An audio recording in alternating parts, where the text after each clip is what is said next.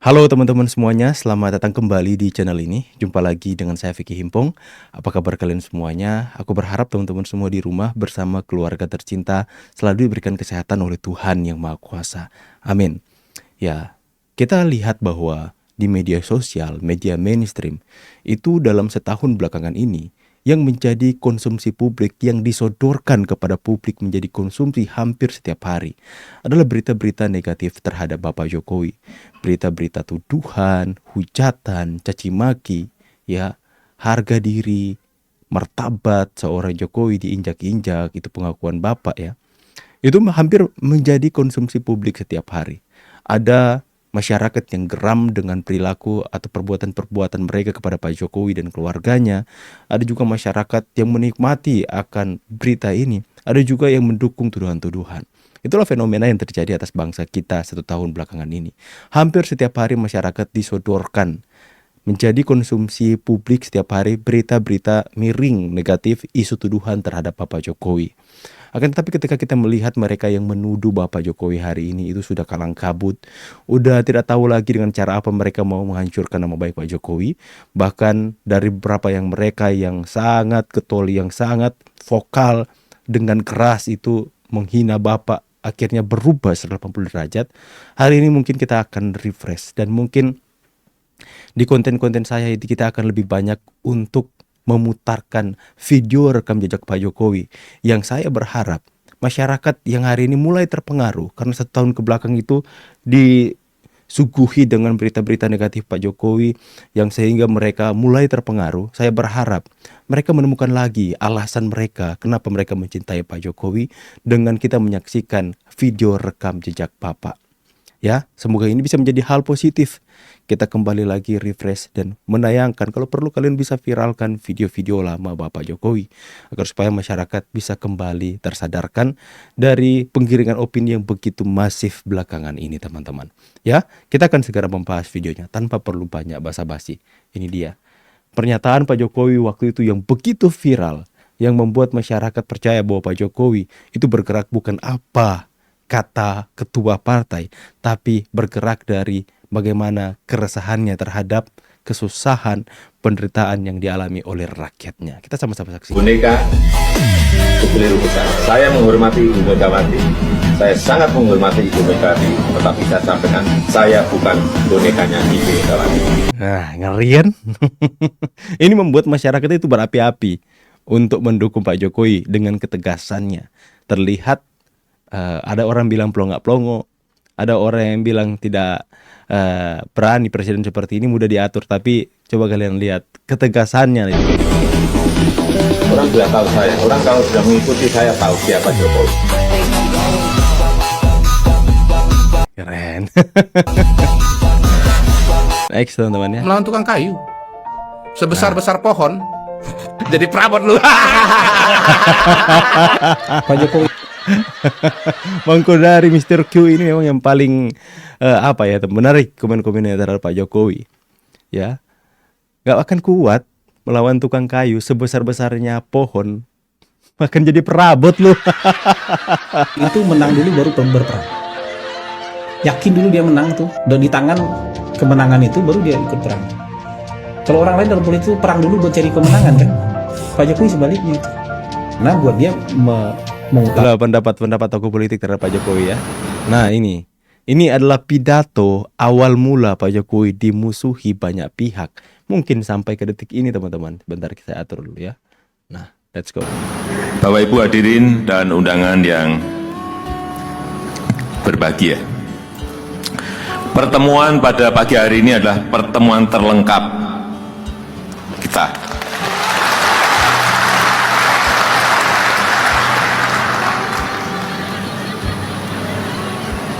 Saya ingin agar semuanya bisa sambung satu garis dari pusat sampai ke daerah. Dan juga perlu saya sampaikan, mengelola negara sebesar negara kita, Indonesia ini, tidaklah mudah. Beda dengan negara-negara yang lain. Jumlah penduduknya saja sekarang sudah 267. Jumlah pulaunya 17.000 pulau. beragamnya budaya, suku, agama juga semakin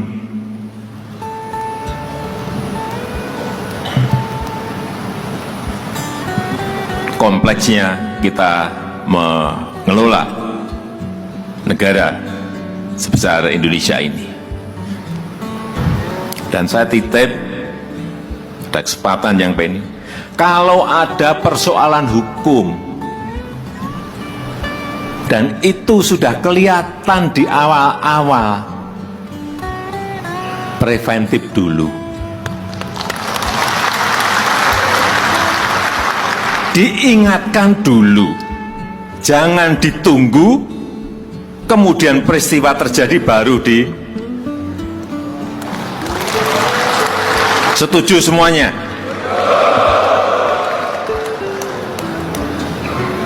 Di atas saya juga sudah saya sampaikan ini, baik kepada Panglima TNI, kepada Kapolri, kepada Jaksa Agung, sama hal yang sama saya sampaikan. Jelas-jelas sudah itu keliru sejak awal. Diingatkan dong, Gubernur, ini keliru, benerkan dong. Jangan ditunggu ngerti keliru, ditunggu sampai terus dikerjakan, baru setelah rampung baru ditebas. Iya, kelakuan Nggak lama tuh. bisa seperti ini. Harus kita akhiri seperti ini.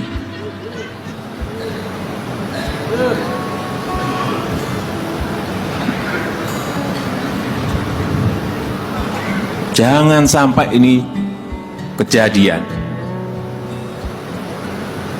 Baik itu di Kejari, baik itu di Kejati, baik itu di Polres yang menyangkut hukum, baik itu di Polda yang menyangkut masalah ini.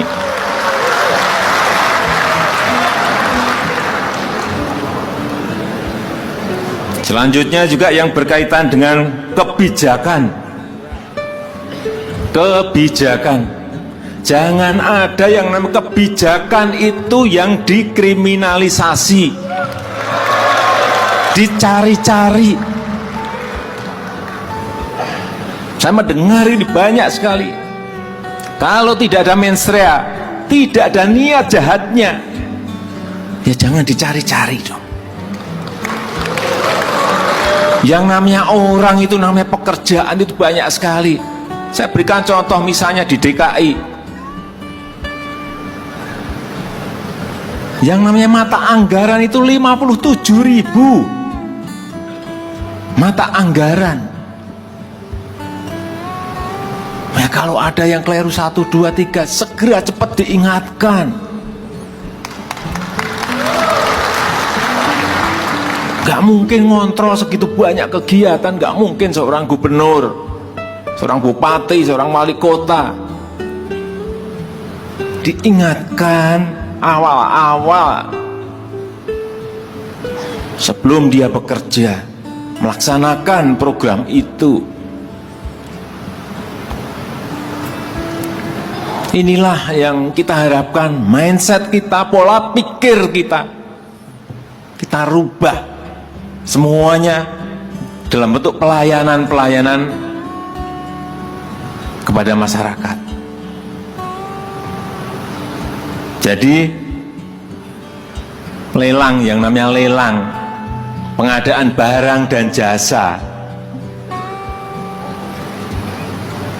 ini yang bertahun-tahun sejak saya masuk ke pemerintahan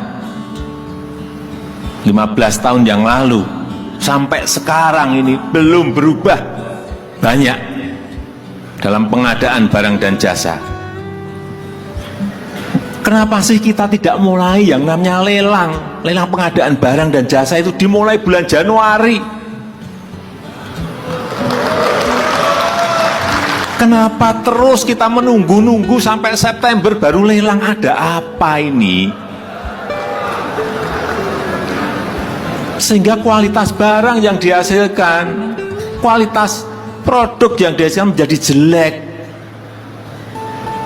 pasti pekerjaan yang dilakukan di akhir-akhir. Bulan November masih ada lelang. Bulan November itu masih ada lelang. Coba cek di LKPP. Yang namanya e-procurement. Bukan yang e-purchasing, tapi yang e-tendering. E-tendering yang konstruksi 31 triliun itu masih dimulai di bulan November. 31 triliun e-tendering konstruksi di bulan November. Ini mau apa? Jadi barang apa nanti? Ini konstruksi loh ya, bukan pengadaan barang dan jasa. Kayak gini diterus-teruskan, mau jadi apa barang itu? Kalau ada jembatan ambruk, ada SD ambruk, ada gedung SMP ambruk, ya nggak kaget saya. Pas bulan basah, hanya waktu tinggal 2 bulan dikerjakan. Mau jadi barang apa coba? Kenapa sih tidak dimulai bulan Januari lelangnya? Pelaksanaannya bulan Maret, selesai bulan Agustus atau September selesai.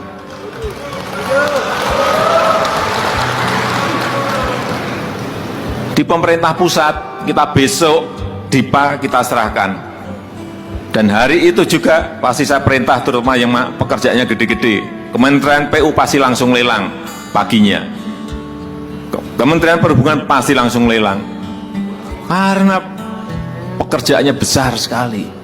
Kalau tidak seperti itu, artinya tahun belum mulai lelang sudah bisa dilaksanakan.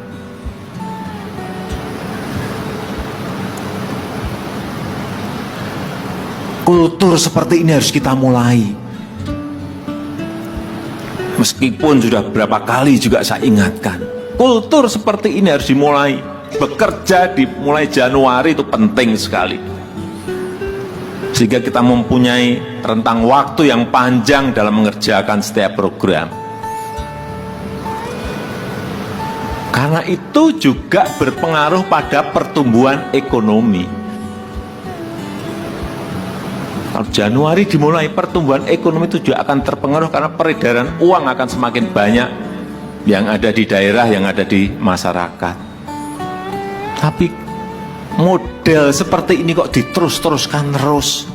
Saya cek LKPP yang e-tendering 31 triliun tender konstruksi masih berjalan. Nah, tolong ini dicatat.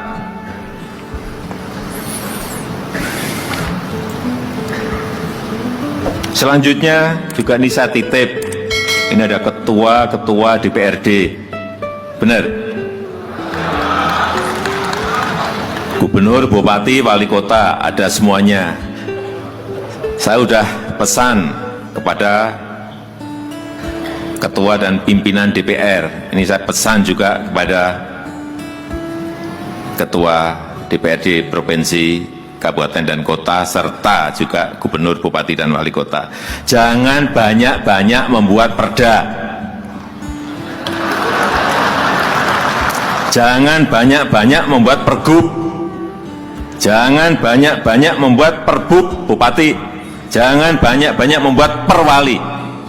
Negara ini sudah kebanyakan peraturan.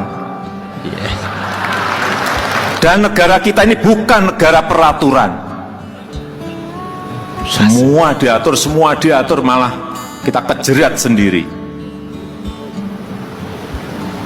Hati-hati, stop itu udah. Dikit-dikit diatur, dikit diatur. Akhirnya apa? Kecepatan kita dalam bergerak, kecepatan kita dalam memutuskan terhadap perubahan-perubahan yang ada menjadi tidak cepat. Pada sekarang negara sebesar apapun pengennya fleksibel, cepat merespon setiap perubahan. Kita malah memperbanyak peraturan untuk apa? Saya tahu kalau membuat perda itu pasti ada kunker. Ada studi banding. Saya ngerti, tapi stop. Dan di Kunker itu ada apanya saya juga ngerti. Di studi banding itu ada apanya saya juga ngerti. Saya ini orang lapangan, ngerti betul kayak gitu-gitu itu. Udahlah, stop. Apalagi perda-perda yang justru meruwetkan dan membebani masyarakat. Stop, udah stop. Kita justru ini bentar lagi kita akan mengajukan yang namanya Omnibus Law, mengajukan kepada DPR kira-kira 70-74 undang-undang yang akan kita revisi sekali jadi satu undang-undang.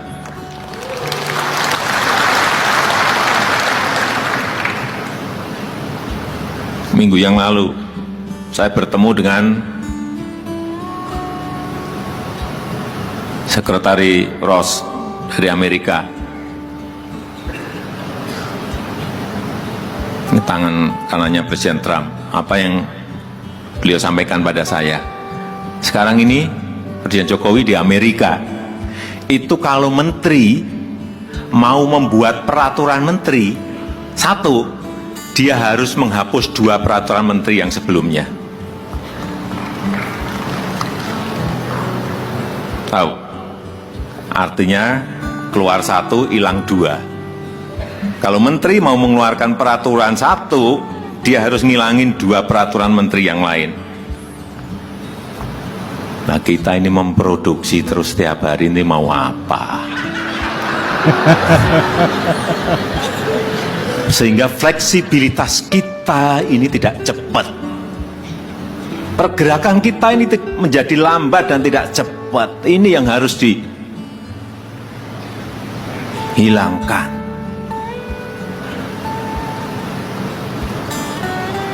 Kultur seperti ini harus kita miliki. Saya ini juga mau buat aturan itu juga. Nah, sekarang menteri mau membuat peraturan menteri permen boleh 1 tapi hilang 10. Bukan 2, tapi baru saya hitung-hitung hilang berapa ini. Biar permen-permen itu hilang semuanya juga. Nah, kebanyakan peraturan kita pusing sendiri. Inilah model ke depan. Hampir semua negara akan menuju ke situ. Fleksibilitas itu yang paling penting. Kecepatan itu yang paling penting. Semua negara akan menuju ke situ. Siapa yang lebih cepat mendahului, dia yang akan menang.